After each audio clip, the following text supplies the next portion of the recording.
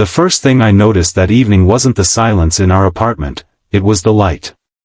The hallway bulb flickered in that slow, ghostly rhythm that made everything feel paused, like time itself was holding its breath.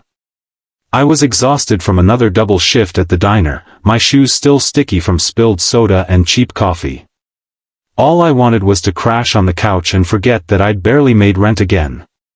But before I could step inside, Emma, my roommate's older sister, appeared out of nowhere and blocked the door. She wasn't angry. She wasn't even surprised to see me late. She just looked at me with this strange softness in her eyes, the kind that carries both understanding and worry. Then she whispered, "You always take your time." I froze. Emma had been staying with us for a few weeks since her breakup. She was the opposite of me in almost every way, confident, organized, and the kind of person who made herbal tea before bed instead of eating instant noodles at 2 a.m. So her words, "You always take your time," didn't sound like a complaint. They sounded like she'd been waiting, not just tonight, but for something bigger. "Is everything okay?" I asked, trying to read her expression. She nodded, then sighed. "I just made dinner. You didn't have to eat at work again." I blinked. "Dinner? It's almost midnight." She smiled faintly. "That's why I said you take your time." Inside, the tiny apartment smelled like garlic and rosemary. The table, usually cluttered with our unpaid bills and my roommate's gaming controllers, was cleared, with 2 plates of pasta and a candle between them. I didn't know what to say. "Sit," she said gently. "You look like you've been fighting the whole world." And I guess I had been. We ate mostly in silence.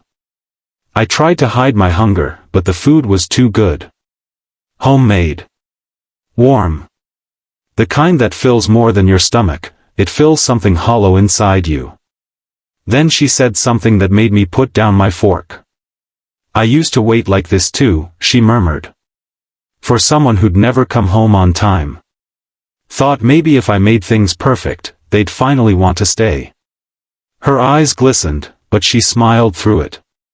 Then I realized, kindness isn't about waiting for someone to show up. It's about showing up anyway. I didn't understand it right away. But I felt it. Deeply. The weeks that followed changed things in small, invisible ways. Emma started leaving little notes on the fridge. "Don't skip breakfast. One day at a time. You're doing better than you think." She never asked for anything back. And slowly, I found myself wanting to be better, more responsible, more present, more human. I started leaving work on time, cooking simple meals, even paying my part of the rent early. Then one evening, I came home and found the apartment quiet again. No candlelight. No pasta. Just an envelope on the table. Inside was a letter. "You finally learned to stop taking your time, so it's Tim. For me to go. My sister says you've been helping her too, and that makes me happy. Don't lose that kindness you keep trying to hide behind exhaustion. It's the best part of you. E." I stood there for a long time, reading it over and over. Somehow, her absence filled the room even more than her presence had. Months passed.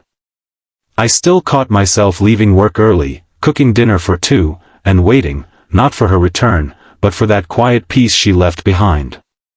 And sometimes, when I'd catch my reflection in the window late at night, tired but calm, I'd hear her whisper again, soft and teasing, but full of warmth. "You always take your time." But now, I understood. She hadn't meant it as criticism. She meant that the best things, kindness, healing, connection, take time. Moral. Sometimes the people who block your path aren't stopping you, they're slowing you down so you can finally notice what really matters. And the smallest act of kindness can turn even the most ordinary night into a moment that stays with you forever.